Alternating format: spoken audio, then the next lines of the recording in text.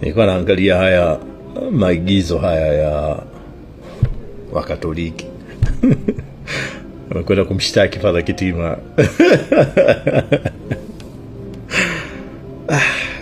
Kuna mambo yanakera, yanaudhi, lakini unabaki unacheka. What do you hope to achieve? Walio nyuma ya huo mpango, what exactly do you hope to achieve? Kwamba atafukuzwa kazi.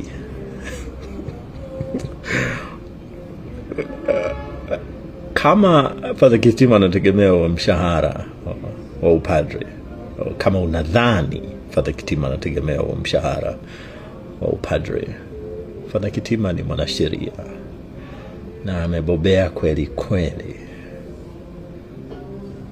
hata kufa njaa. Kama kuhusu kumtumikia Mungu, kwamba akaondolewa hiyo title ya upadre, Father Kitima anaweza kutembea kutoka hapo Kurasini akaenda kwa madereva wa malori hapo bandarini, akazungumza nao kama Mungu anawapenda, Mungu anawajali, akawaombea bila title yoyote ile, na bado akawa anamtumikia Mungu. Just stop that nonsense.